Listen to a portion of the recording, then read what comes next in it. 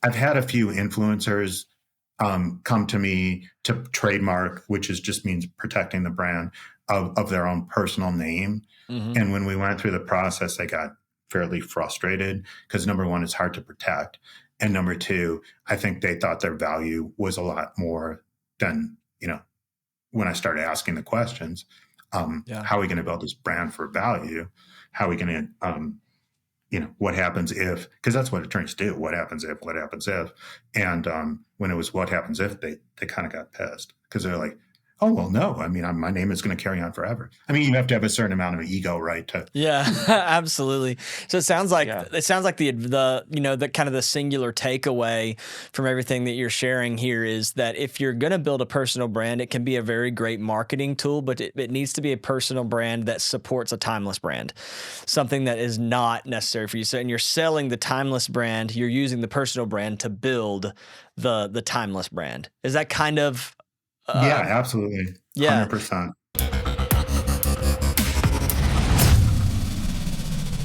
All right, everybody. Welcome to another episode of Own the Exit. I'm Caleb, your co-host here in the studio with Aaron. What's up, Aaron? What's up, Caleb? How's it going? Welcome, everybody.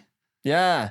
So a lot of what we talk about here on Own the Exit is related to business owners being able to determine what's the best end game for them. For a lot of business owners, that means continuing to stay in the business, but limiting your active involvement, being able to kind of decrease the time constraints so you can get that time freedom. But for others, the end game is actually achieving a full-blown exit via like acquisition or merger. And so I thought it was really awesome that we've got the opportunity to bring somebody on the show who specializes in that and helping businesses and entrepreneurs and coaching them through the process of how to grow their business in such a way that they can actually prepare for a truly successful exit. And so, I'm really excited about our guests because, we always say this on the show, own the exit. It doesn't mean necessarily you're selling it, you're fully, maybe you want to keep your business, but it's about setting it up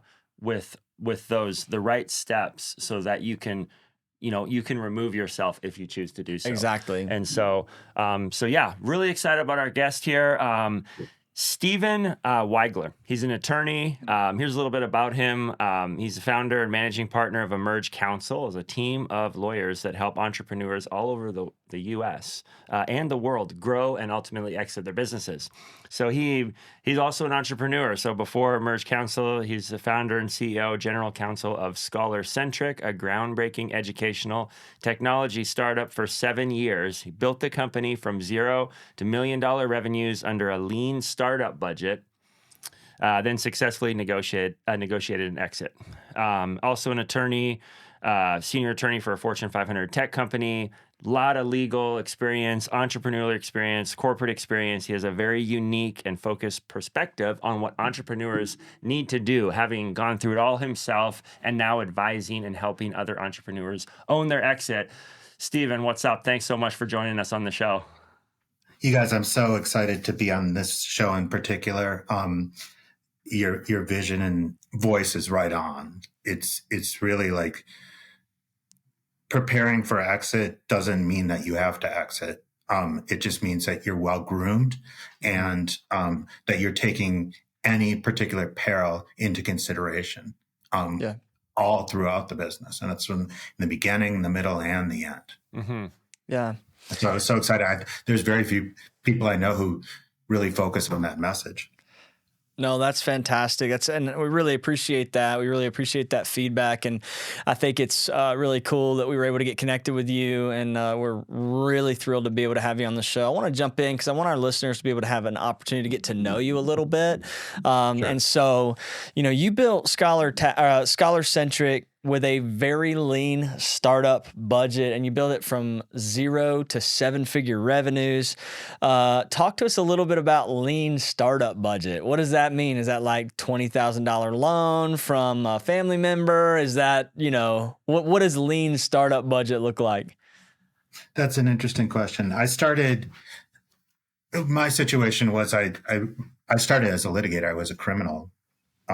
I was a DA for a while in Miami, Florida, of all places. So I really was like, I grew up kind of soft, meaning like I'm a kid from Milwaukee, Wisconsin originally, and I showed up in Miami, and I really wasn't particularly tough. But going through an experience of being a DA in a city like Miami, it toughened me up. And then, long story short, I got into tech law, telecom for AT&T, and I thought that was kind of like a job for life. Things I liked about large corporate were that it's predictable, and as long as you're the kind of person who can stay in your lane and not necessarily be a problem solver, but be someone that fills in that cog in that machine, you're going to do well in corporate. The problem I realized with my personality and just kind of actually my energy level was I was like, I just wanted to get the whatever it took. I saw the big picture. I saw what needed to happen, and I acted like AT&T was my company. Like I had to get this problem solved, at least in the areas which had a lot to do with branding and explaining it to regulators and stuff. But I ended up, a lot of times I'd have to sit down with my second level boss who was like sympathetic, but he's like, Steven, a large corporation, this is what you do. You stay in your lane. Someone else was hired to do that. You have to work with. Anyway, that was exhausting for me as a personality like mine. And so I took, AT&T was actually ended up getting bought. So it's not the same AT&T that I worked for. And they gave us an exit package. And one of the things I was reading through this like encyclopedia of what I get for benefits. And one of the benefits I got is that they would fund a startup. And so it was, I think, a $50,000, just submit the information. And I went from, at AT&T when it was getting bought, I went from being really busy to doing nothing. And that's where so time was my friend, and $50,000 was my friend. And so that's really cool. Yeah. So I really had the opportunity to like shoot for the moon. And what I did is I got some intellectual property, which is a lot what I focus on now. And I licensed it from the University of Wisconsin. For next to nothing, because I didn't think it had any value. And I brought it to market. I commercialized it. I made sure it got value. It was predictive analytics for school districts to figure out which kids were the most at risk. Wow. In 7th and 8th grade, so they could take their high school teachers and teach them, or pull them out and kind of do triage on the kids that really mattered. And then we had curriculum, professional development. Unfortunately, it was a big play. Like it was, no one had ever really thought about it that way. And I had, a team of professors. I had the Secretary of Education for the country. Like, I mean, I really had the president of the union, like everything to make this work. And it was working. But a few things I really did wrong is I underestimated the play and, how much money it would really take to run it well. Because it was such a big play.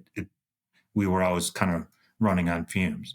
So that was a huge mistake on my part. I underestimated the effort and the personal, what it took out of me. Like it was a time where I'm getting older. My daughter, at that time was in grade school and early high school.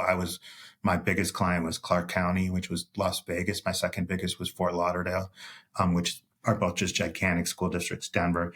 But I was always traveling, and it was time. If I look back, it's like time you can't take that back. And so, I think after I exited the company, which was the good, the bad, the ugly, because I finally found substantial. Well, it was about to get bought, which is a great story. And I'll tell that story. But for the purposes of this concept, it was about to get bought. I was going to be great. But something happened. And then I went out and got VC. And that's another thing is like, you got to pick your VC right. And you have to do it deliberately. And you guys, I knew my plan A fell apart. I was going to sell this company. And the plan B wasn't particularly thought out. And I had some personal issues. My dad was dying of cancer. It was awful, just the worst bottom time. So if any of your entrepreneurs are going through times where they need to talk, they can call me, because I've gone through those times where it's just like everything is lining up the wrong way. And I saw it through. Post exit, I read this book, The Lean Startup. I don't know if you guys have talked about it on your show. No, that's a good resource. The lean startup. Yeah. So lean just means it was invented by Toda in the 1970s. It just means you take a concept and you set a modest goal and you set it up as an experimental model. Is that going to work? Next step. Is that going to work? Is next step as you're building your company. Like if I would have had the $50,000 and just gone for, say I live in Denver, so say Denver public schools, that would have been a good experiment and I would have learned from it. But I always had pressure to grow. Like everyone was, any investor that gave me money was always looking at the numbers, and they were kind of ruthless about that. And they didn't understand a business to government play. Oh my God, it takes forever. You get substantial ROI, but meaning you get a contract that's like $500,000, but to get there is like torture. And it's really hard to predict and everything. And I always had this pressure. And instead of pushing back, which I would do now, that I'm older and I know they can't take out a gun and shoot me. Like, so what? So I could get some criticism or whatever. The point is you have to build up on that expertise. And when you're taking something new out to market, which is the fun of being an entrepreneur, that's a really good way to look at business planning. Doesn't mean that you shouldn't, do your 5-year pro formas or whatever you need to do. But it really means that you have to think of it in little baby steps. Otherwise, you're never going to be ready for the process, because you think about it once, then you just launch, and then you're on this journey. Well, how do you want the journey to be? Do you want it to be a bunch of stuff you didn't think about? Or do you want the journey to be kind of, hey, let's analyze what I knew before and take it in not baby steps, because you're operating the whole way, but really in deliberate feedback steps. The other thing, and then I'll shut up, is no one can tell you how your entrepreneurial journey is going to go. Like a lot of people rely on, and because now I'm on the other side of this, I consult, meaning I'm an attorney, but I hear like, well, my business coach told me. And then I talk to the business coach. It's like, well, what do you know? Like, we're getting into the weeds here. We have this problem, A, B, C. It's like, well, I didn't know that. It's like they're not in your shoes. So I'm not saying don't take don't not listen to them. But you guys, if you're going to start your own company and run it to the exit, you have to. Sure, you're going to rely on a team and you're going to rely on outside expertise, but you have to also rely on you. And that's really sometimes really hard, especially for a guy like me who was taking my first turn, even though I don't consider myself dumb. It was like, if you haven't exited before, if you haven't gone through that due diligence process, you don't know. So, and one of my investors, who's this really smart guy, we didn't get along, but he was really smart, always said, Steve, you don't know what you don't know. So you're telling me stuff that you don't know, and you're convinced, but you don't know it. Like I have, 15 tombstones on my desk on 15 companies I've helped exit. I'm like, well, that's a good point. Yeah. Actually walking through it, actually going through the side of it versus just theoretical. Yeah. It's interesting. Exactly.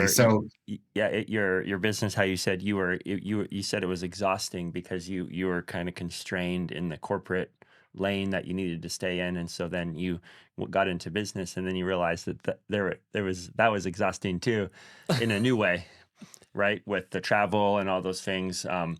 What would you say is the number one pitfall for entrepreneurs starting a business, as it relates to the exit?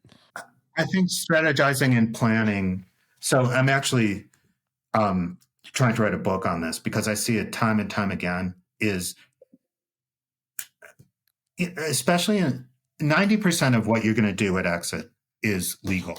Like you're going to get a list, and I'm working on one today, where they're going to ask a million questions called due diligence. And so the whole point of working with an attorney or working with accountancy is you want to make it through due diligence, no matter if you're thinking about exiting or it's you love the lifestyle or you have built something up like, who's an entrepreneur that won't go away? Like Elon Musk, like his, Tesla, it's like, that's his baby. He's not going away, I don't think. But the point is like, no matter what you're going to do with it, you still have to really look at, all right, is this business good enough that it's not going to have problems at the due diligence stage? So you look at what those questions are at due diligence stage, and then you kind of work backwards. Mm-hmm. And then another attorney I was just with last week explained it. He's a tax attorney, but he explained it really well. When you start a business, the door is wide open, just wide open. Like there's nothing that can stop you. That's a really good thing. If you make mistakes along the way or you don't think these things out, doors start closing, or you have to, hire a locksmith, a very expensive locksmith, me, to open the door again. And so you really have to think about, okay, what are the things from the very beginning on that you have to think about to make it to that to the due diligence stage. Right. And go ahead. It sounds like essentially it's the simple concept of starting with the end in mind. Right? It's looking at, okay, whether or not I want to leave my company, exit, have it, have another company buy it out, merge with another company, or I just want to have a business that's so like baller and good that I can like pull away my active involvement but still own it.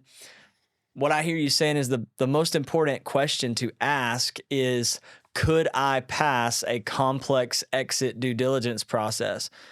Like, does my business currently pass that test? And if it doesn't, then I need to reverse engineer it. I need to look forward all the way at the end. I need to look at, okay, what are the questions that a potential, individual or entity that's coming in to acquire my business, what are the questions that they're going to want answered about the business? A lot of those are probably pretty standard, but then there's probably going to be some more detailed based on industry, based on the, all the different things, right? And then work backwards to make sure that I've got really great answers to all of those questions right now. Is that kind of what I'm hearing you say? Yeah. I mean, I think you're absolutely, it's very well put. When you exit, usually the thing that's sexy to the acquirer is that you fit into their business model and the revenue looks good. Like, they usually exit on a formula of multiples of either revenue or EBITDA. So, that has to happen. Well, and then you get all excited.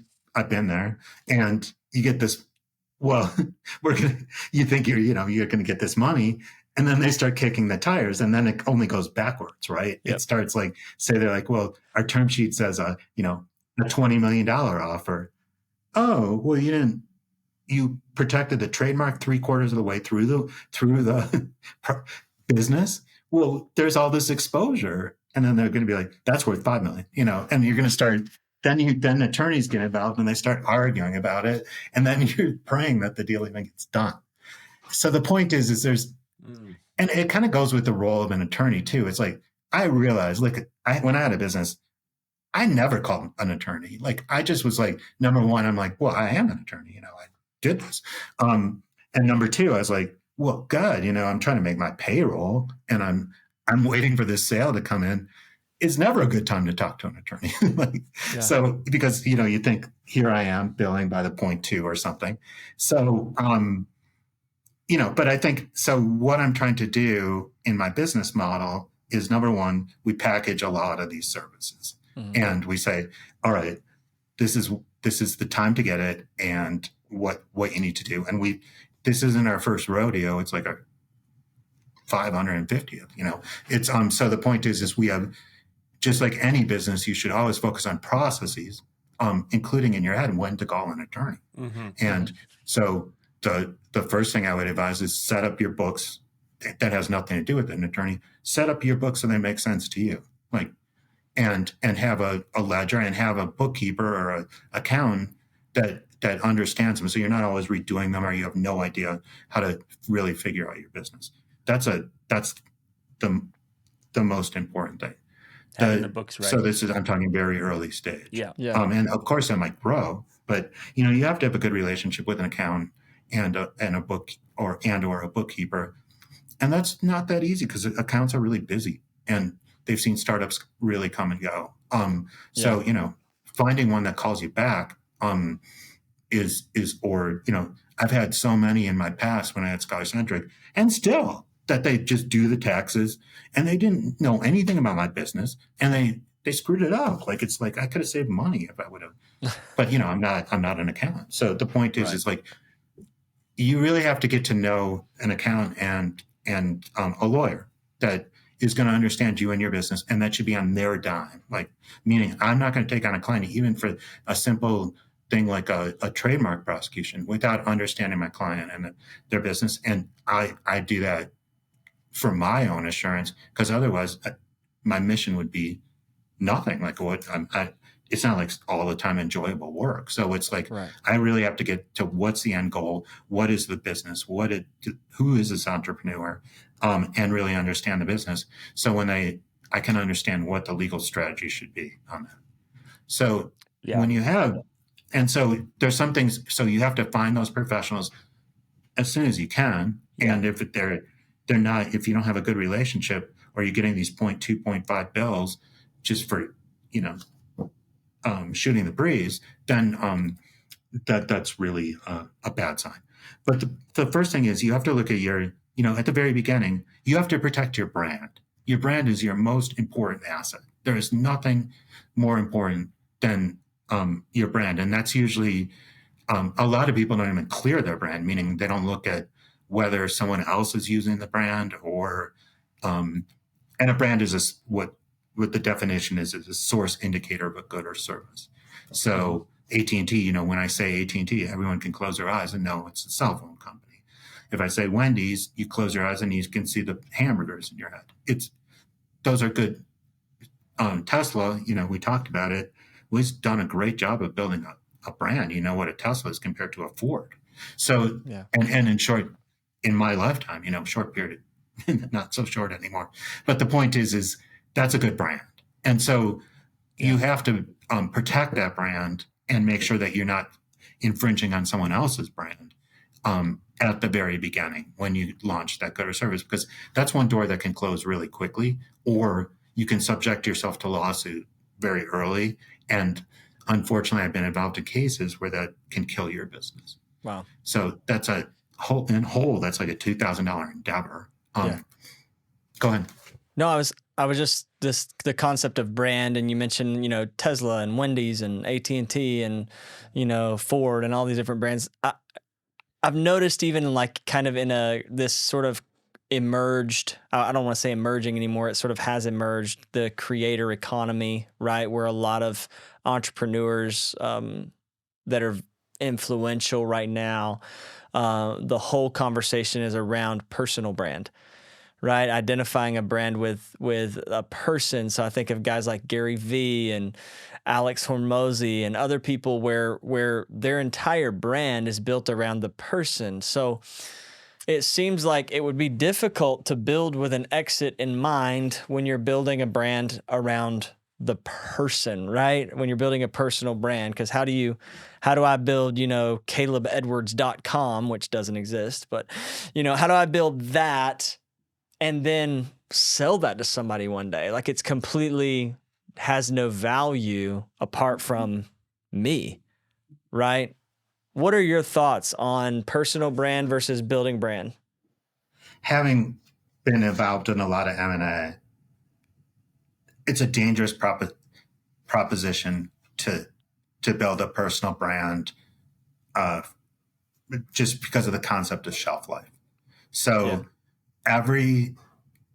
in the branding world, or if you're going to launch a product or a service, the shelf life is known to be about 5 years. That doesn't mean that, someone like, I don't know, Anthony Robbins or something, somebody that built up an enterprise, that is 5 years. But the average shelf life is like 5 years for a good or a product. And then that's why products are always enhancing. So, Charmin, there's now soft Charmin, that smells like clover, they keep on, that's branding. And that's how to increase the shelf life. If you have a personal brand, so you figure they're going to be hot now, maybe, but what's number one, they have to keep on working. I'm just looking at this purely economically, how a acquirer would look at it. They have to keep on working, and their message gets stale. I can tell you now that I'm in my 50s that a lot of people that I thought were influential, a lot of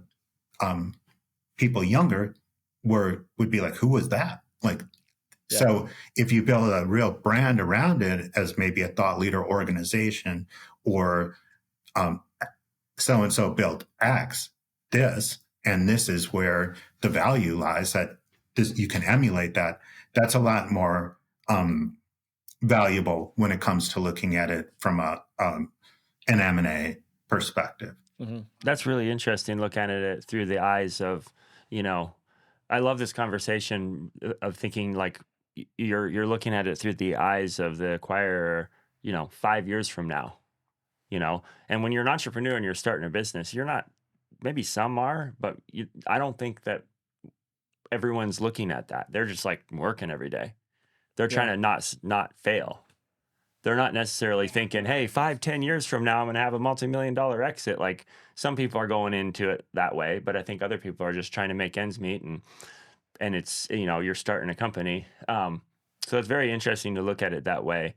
Yeah. I mean, I think, if someone's paying you $100,000 an episode, or, you're commanding that kind of speaker's fee, we'll run with it. But it's like, if you're building a business around the brand, then it's maybe better to get consultants or a program or something that doesn't involve your personal brand.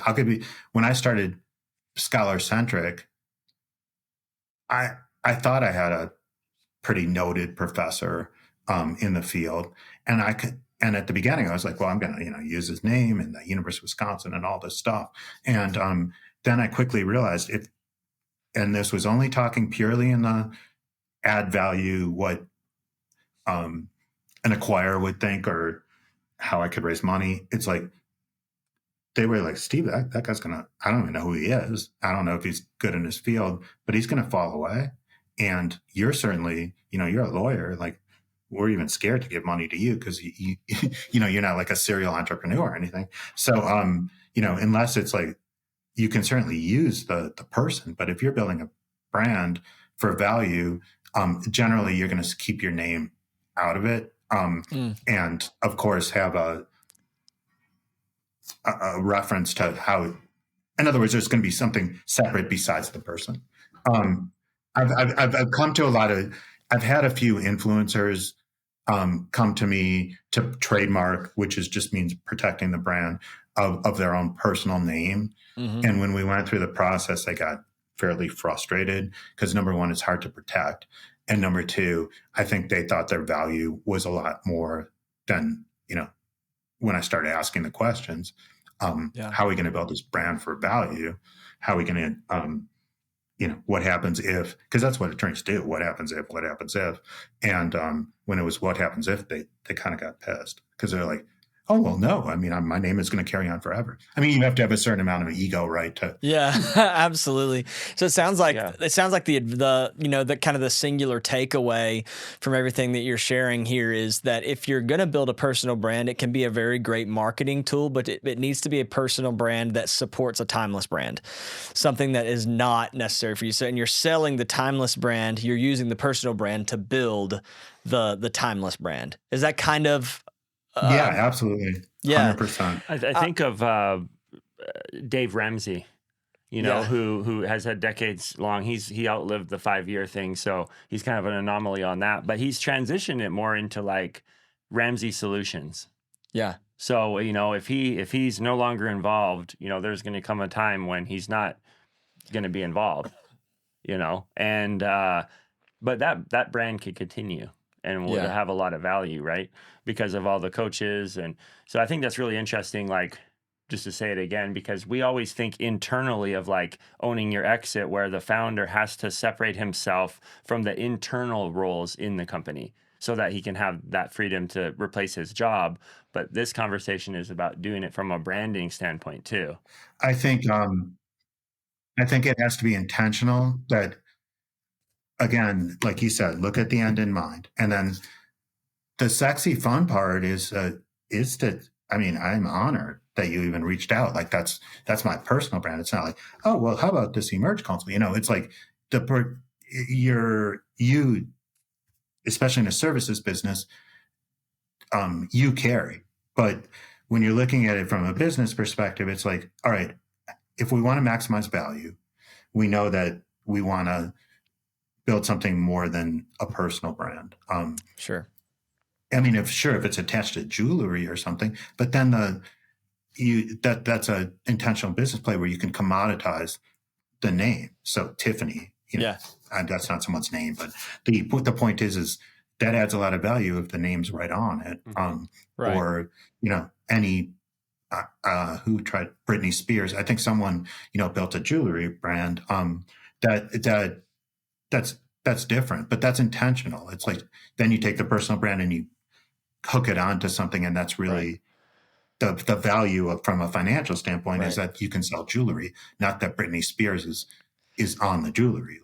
And Britney Spears, as you guys know, she's about my age. So it's not exactly, what she's doing now is not exactly what she was doing. Absolutely. So, I think we all wash up, and that's why another reason I went back into law. It's like, hey, I know all this stuff. And it's not like I don't have that youthful appearance that I can it's more like the gray hairs that can convince you that So think about personal brand is a tough one, but it doesn't mean that it's not important. It means that you have to, deliberately think, what's the brand value of this, of your name, as opposed to the brand value of what you're trying to commoditize. Right. And so that's kind of discussion we would have early stage to set that straight. That doesn't mean that the client's not right. It just means that, well, let me tell you about, how some of this will go, and I'll ask you questions. So it's really like, that's talking about brand, talking about what you really want to protect in that, because that's always going to be a question in M&A. And then another question is really, how are you structured? Like, is this tax efficient? Are you a C Corp? Are you an S Corp? Can I invest in this? A lot of people like, well, LLCs are the cheapest. Well, they are, until you get a partner. Then you have to write it's a creature of contract. There's no law, really. It's a contract law. So you have to write every little contingency into that, what's called an operating agreement. That is quite an exercise. And so, and it has to be personalized for the person. And then, so, usually I would say it's more efficient to go for a corporation, just do it. And so then there's questions you do for that. But if you start out on the wrong foot, or you blow off the idea that you need an operating agreement, well, I make a ton of money on business divorces, a ton. It's stressful, but it doesn't hurt me personally, but it's going to hurt you. And we're going to become real close, because you're going to be like, we're talking all the time. So a lot of these are prophylactics. If you build that relationship with an attorney, take their lead, and a lot of these fit into packages. Like me forming or protecting a trademark is in the low, it's like $2,000, like the whole thing. Making a decision for LLC or C Corp, it's almost free. Like it's just really, I'm going to ask you a few questions. I'm going to tell you my opinion, and then, the filing fees and putting together the bylaws. But that's really a very inexpensive exercise if you contemplate it at the right time. Right. Then there's like, well, now you have a corporation. God, you should have a board meeting once in a while, especially if you have investors, to paper these things. And so a lot of people blow that off. There's a lot of my clients are e-commerce, and so they're trying to, but they don't have, so it becomes international very quickly, because they're getting their supplies from China. Well, you have to, what happens if you get infringed? And what happens if you get taken advantage of, or they do an over, order and then sell it on the open market? Are you ready for that? Is your play really that is your brand really that good that it doesn't matter what the product, if it's being sold by underneath you, but for pennies on the dollars you're trying to charge? Like, these are all things that you have to think about up front or at a relatively early stage. And it might not be the call you're really looking forward to all week. And it's certainly not like, well, I'm going to, see the Nuggets, my favorite basketball team, tonight. That's not like, I certainly don't get that excited about talking about it, but it's these necessary conversations and checklists. And if you get to know an attorney well enough, we're gonna be in touch and tell you this. Like, we don't want to bother you, and we're not going to charge you usually for staying in touch. But there's just certain things and I'd say it takes like 1/50th of an entrepreneur's time, because the rest of it is, like you said, just running a business, building, growing, operating. Absolutely. Yeah, I mean, it's daunting. Yeah. And so, maintaining staff morale, and when you lose somebody, then filling that gap in. I mean, that should be 99.9% of your time. And branding you should have help with, but a lot of people, brand comes from you, so it's help, but it's not. You don't want a brander to control your brand. Absolutely. But you do want guidelines, and these are just all things that you have to think about during the journey. Otherwise, it comes time to get an offer, and sometimes it's early, sometimes it's like, after years, and it's like, we can't fill in any of those blanks. And we're looking at all these weaknesses. It's like, whoa, I don't know how you made it is where you did, but wow, we have some real issues. And the offer is lower too, right? Like you said, you start to poke all these holes, and it's like you could have captured that by just starting earlier and thinking ahead. Absolutely. You've seen, I'm sure, I mean, you said you've coached through or worked with around 500 different businesses that are either preparing for exit or moving in that direction or have achieved exit. And so when you look at that, I'm sure you start to get a good idea of what kind of habits are the ones that are doing it in a successful way versus the ones that are, not building it in a successful way, not doing the things that that you believe are important, that you're, trying to coach your clients on are, the most important things. So what's one, more unusual habit that you see the successful entrepreneurs consistently have as it relates to achieving a successful exit? That's a really good question. I think successful entrepreneurs are on their game, meaning they understand. So if we're going to have a call like any of the topics we just discussed, they're going to be involved.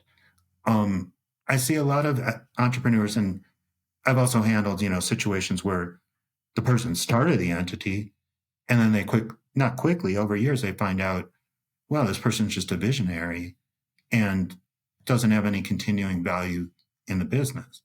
And I see those types of people never involved in the, these decisions, which I would say are kind of technical, and really just stay on that visionary side and don't get involved in the day-to-day operations.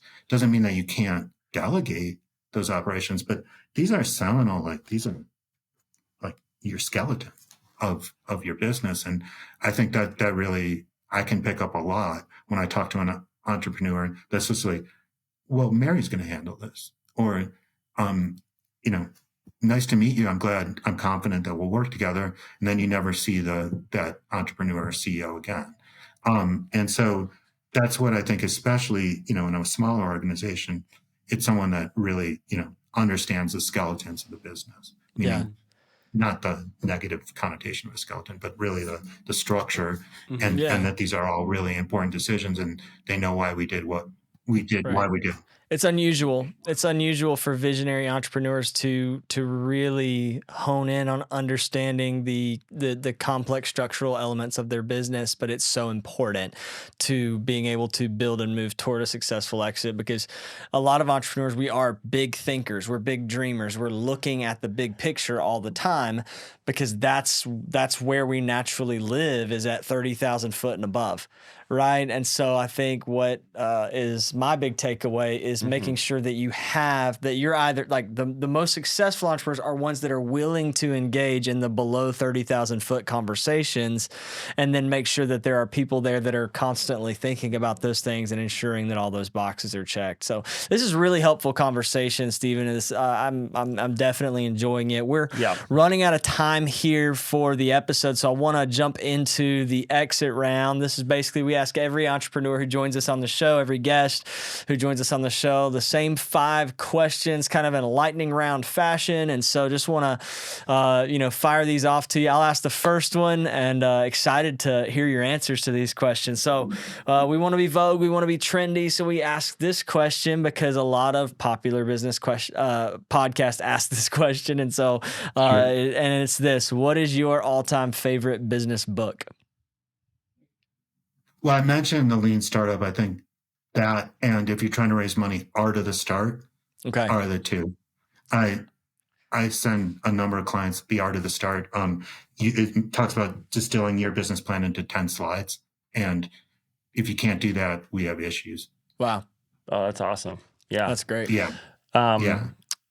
Question number 2, what percentage of your income would you say is passive versus requires your active involvement to generate? At the time when I started this, it was 100% active. And as I built systems and processes, especially in our brand protection and IP protection practices, it's gone to about 50%. So through the systems and processes, I can make it much more cost effective and still do my work well between software and people that have expertise, making it much more passive. That's awesome. No, that's great. Really great. 50% passive is an achievement for sure. So congratulations on that. Good job. So you should see my expenses. Anyway. Yeah, you increase expenses, but hopefully increase outputs per unit of time. So what's one thing that you wish you could do more of, but your commitment to your business holds you back?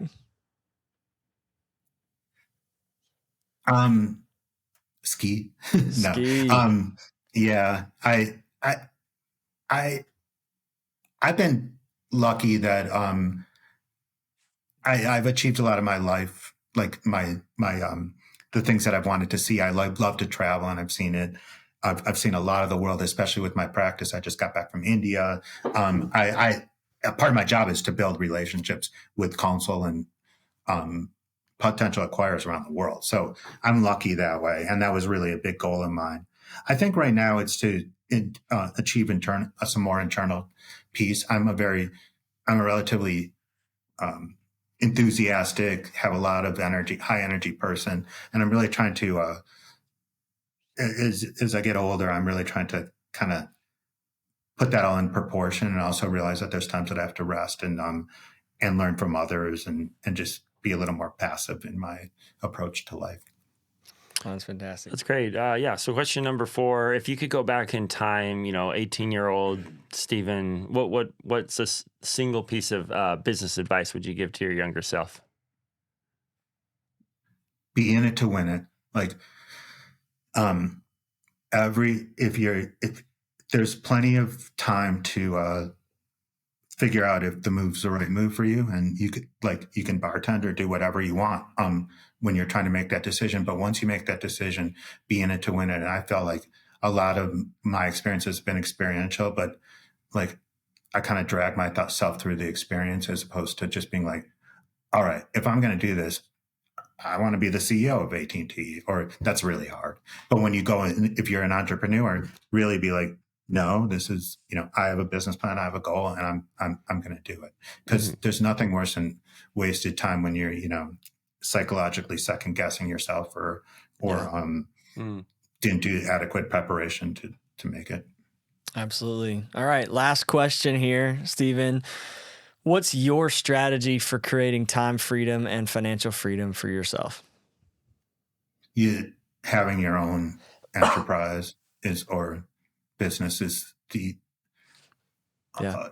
I think the only way that you can get that balance of time, purpose, and purpose, that what you do has a purpose.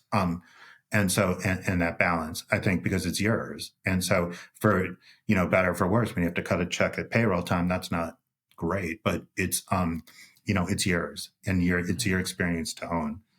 I do know some people that, I had a poli-sci I was a poli-sci major, and I know some people that, consult or do something for some large foundation or something, which is a very nice lifestyle.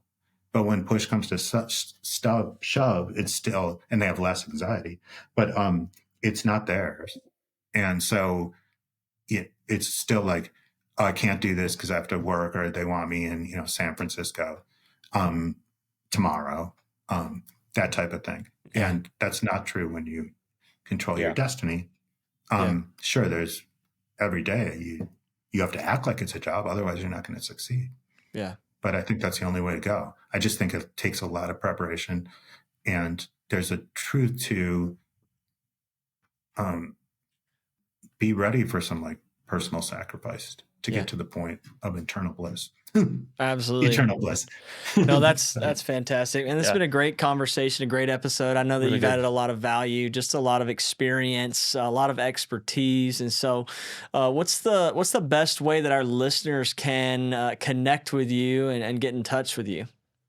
Sure. So our website is www.emergeconsult, EMERGE, console, like I'm going to console you, COUNSEL.com. And you can book an appointment at any time, and you're going to talk to me, and I'm going to get to know you and your business and answer any questions that you might have. Again, it's important for me to build a relationship.